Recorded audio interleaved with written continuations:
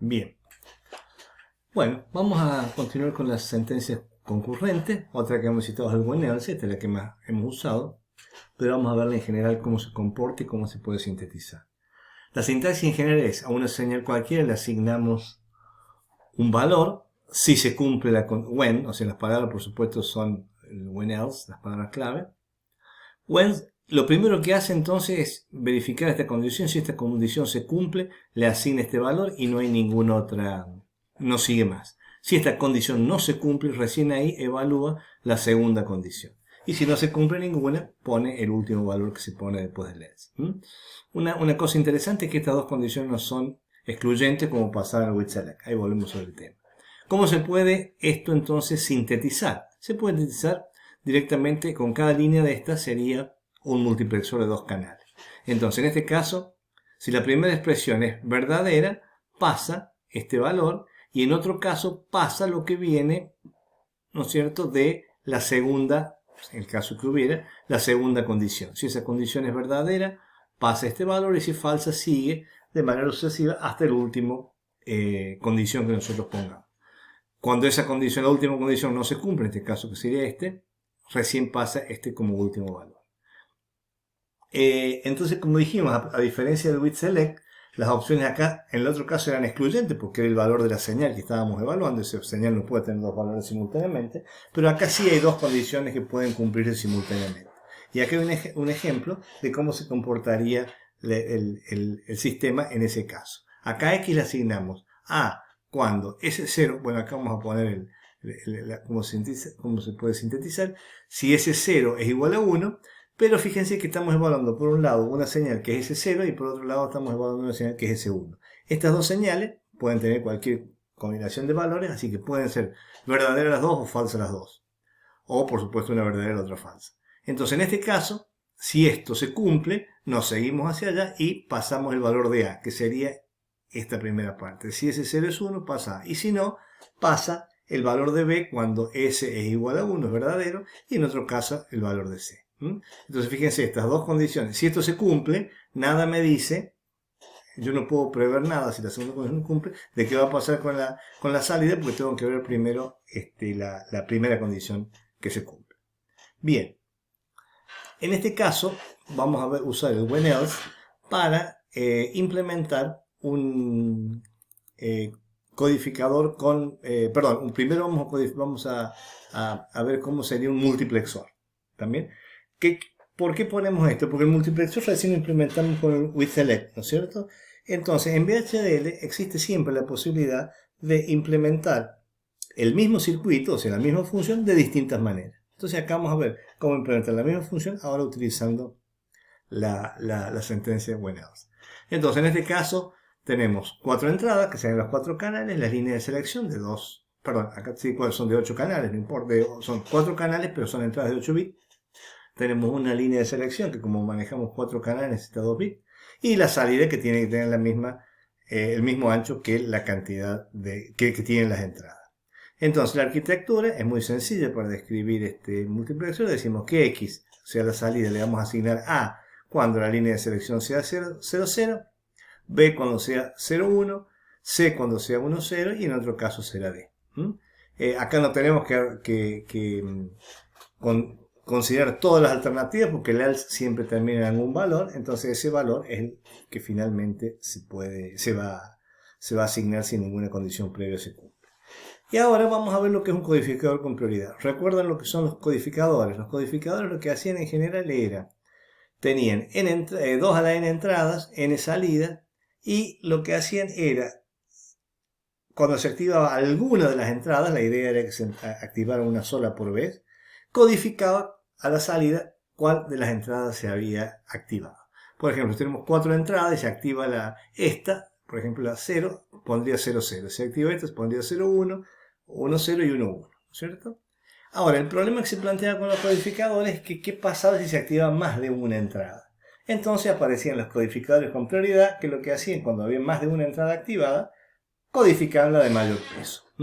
Entonces, en este caso vamos a ver en VHDL cómo podríamos describir un codificador con prioridad. Entonces vamos a ver este de acá, es de 4 de 4 a 2 y tiene una señal de activa. ¿Para qué sirve esta señal? Porque podría ocurrir también que la situación en que no se active ninguna de las entradas. Entonces acá puede aparecer cualquier cosa, pero si acá aparece un 0 estamos diciendo cuidado que no hay ninguna de las entradas activadas. Entonces en este caso, por ejemplo, tenemos R, que es un Standard Logic de 4 bits, Code, que sería la salida, que va a ser de 2 bits, el código que queda generado, y Active, que será una salida de un bit, un Standard Logic, porque simplemente decir hay alguno activado o no hay alguno activado. ¿Cómo es la arquitectura de esto? La arquitectura de este codificador con prioridad sería: ¿qué nos interesa a nosotros? ¿Cómo pensaríamos trabajar esto? O sea, si llega a estar activada la entrada 3, yo sé que se sabe que tiene que codificarse la 3, independientemente de lo que pase con la otra. Entonces, va a poner un 1-1 cuando R3 esté activa. Si no, va a salir a mirar la 2. Entonces, y va a poner 1-0 cuando R2 esté activo. Si no está activo, pondrá el 1 y así sucesivamente hasta llegar al 0. Ahora, ¿cómo definimos el valor de activo? O sea, ¿cuándo hay alguna señal activa? Cuando o alguna de estas está en 1. Entonces hacemos un OR de 4 entradas y le ponemos a la salida ese valor. Entonces, esta descripción es lo que sería un codificador con prioridad. Sigamos y vamos a cambiar de tema y vamos a hablar lo que son los operadores sobrecargados. Esto es un tema interesante porque lo vamos a utilizar mucho y es un concepto que hay que tenerlo claro. A ver, VHDL nosotros dijimos que solamente, al ser un lenguaje de tipos, opera sobre señales o objetos del mismo tipo. Entonces, en general, y esto está absolutamente claro en el estándar original. Entonces, ¿qué pasa? Operaciones aritméticas de que fuere. Entonces, si nosotros decimos que tenemos un estándar logic de 4 bits y tenemos un resultado, una señal res, que es de 4 bits y queremos hacer A más 1, A es estándar logic, más 1, ¿qué pasa? Este es es un objeto entero o natural, ¿no es cierto? Y este es un estándar logic. Esta operación en VHDL, tal cual el original, no se puede realizar porque estamos operando con dos tipos distintos el operador suma. Y el operador suma en el VHDL original está definido entre enteros. Entonces, ¿qué se hace? Se incorpora a nuestro diseño un package en donde se ha definido que la operación suma, por ejemplo, en este caso, se puede hacer entre varios operadores, entre otros de varios tipos, y define entre qué tipos puede operar y cómo es el resultado. Entonces, vamos a llamar un operador sobrecargado, es aquel en que permite realizar operaciones entre distintos tipos. Y por supuesto, repito, el estándar original no tiene previsto esto. Pero hay un estándar que permite operaciones y funciones de operadores sobrecargados, que son los que nosotros vamos a trabajar en este curso. Una cosa importante es la siguiente. Hay varias packages, ¿no es cierto?, digamos, que se agregan para definir operadores sobrecargados. Nosotros vamos a trabajar solamente con uno que se llama el numeric standard. Fíjense, nosotros agregamos el librería IEEE, este es para los standard logic, y este es el package que agregamos nosotros porque ahí están definidos varias cosas que son importantes y que las vamos a describir algunas de ellas acá. Entonces, en primer lugar, ¿qué es lo que hace ¿qué es lo que es esto? Esto es una entidad que tiene un nombre cualquiera, tiene una entrada que es unsigned. ¿Qué es lo que es unsigned? Bueno, unsigned es un tipo nuevo que se define en este package numeric standard, que lo vamos a utilizar mucho para las operaciones aritméticas. También dejemos la función enseguida, está acá. Entonces dice que se define un tipo se define, el puerto es un puerto A del tipo unsigned. Vamos a ver que en general esto a nosotros no nos importa tener el unsigned, mejor dicho, no nos conviene tener una entidad con el unsigned, que es válido en VHDL, sino que nos interesa trabajar con Standard Logic para que eso sea fácilmente reusable. Después vamos a ver cómo lo vamos a hacer, pero ahora, para simplificar por una cuestión didáctica, vamos a suponer que nuestro, y esto es válido en VHDL, que nuestro puerto de entrada es una señal tipo unsigned, de 4 bits. Fíjense que el unsigned, cuando lo declaramos, unsigned es un arreglo de un rango natural, de 0 a infinito. ¿De qué? De Standard Logic. O sea, los Standard Logic serían los tipos de Standard Logic que hemos visto. ¿Qué dice la arquitectura esta? La arquitectura dice que X, que la definimos como, acá está, como Standard Logic, es igual a 1 when A es igual a 123, else 0. ¿Qué pasa acá? A, ¿de qué tipo es? Unsigned. Y este creo que es entero. Bueno, el igual, en principio, que es una función relacional, no sería válida en el VHDL original, porque acá estamos comparando dos tipos distintos. Sin embargo, dentro de este numeric estándar está definida la función igual, ¿cierto?, entre unsigned y natural, y devuelve un booleano, o sea, un verdadero o falso. ¿Está bien? Entonces, esta función igual, en este caso sería un operador sobrecargado, porque está definido entre dos tipos distintos. ¿Dónde está la definición? En el numeric estándar. Eso lo pueden ver ustedes en internet, lo pueden ver y ver todas las operaciones que tiene sobrecargadas, y dice qué valor está a la izquierda, qué valor está a la derecha y qué valor devuelve esa es la función que estamos considerando. Entonces, en este caso, esto es válido porque está en esta línea en que el número está. Entonces, sin esta línea nos da error de sintaxis acá y acá. Cuando ponemos esta línea, esto es válido.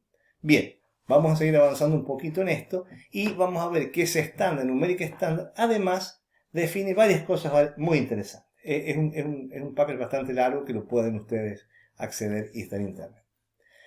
Define que el valor absoluto de A, acá dice el operador sobrecargado, y acá dice la descripción, y acá dice cuál es la entrada, el operador A, en caso A, B, en caso que haya dos operadores, y cuál es la salida. Entonces, tanto el valor absoluto como la operación menos, la operación de negación, operan sobre los tipos signed y devuelve un tipo signed. Este tipo signed es muy parecido al unsigned que vimos recién, y también está definido en el numeric estándar. Signed, ¿qué es lo que es? Signed es un número de una cierta cantidad de bits que se representa en complemento a 2. Y unsigned es un número que se representa sin signo, con la cantidad de bits también que especifiquemos cuando lo declaramos. Fíjense después, se define el operador sobrecargado producto. ¿Y qué es lo que dice que producto? Dice que producto se puede tener. El operador de la izquierda puede ser unsigned y el de la derecha puede ser unsigned o natural. En cualquiera de los casos, pero estos son todos, el operador, acá digo producto, pero en realidad se refiere a todos los operadores que hay acá. División, módulo, resto, suma, resta, etcétera, etcétera. Entonces, si yo opero como primer tipo un unsigned, en el segundo puedo poner un unsigned o un natural y me devuelve un unsigned. Este va a ser el resultado de la operación. Bueno, o sea, fíjense, acá lo que no podemos hacer, que es lo que nos va a interesar enseguida, es operar, por ejemplo, Standard Logic. Eso vamos a tener que hacer otro recurso que lo vemos enseguida.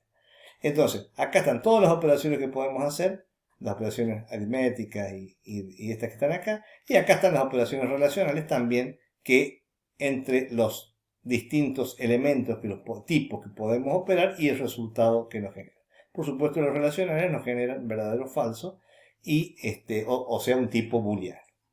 Bien, entonces, esto sería con operadores sobrecargados, y vamos a dejar acá para volver a ver cómo convertimos los distintos tipos para poder utilizar esta tabla que tenemos acá.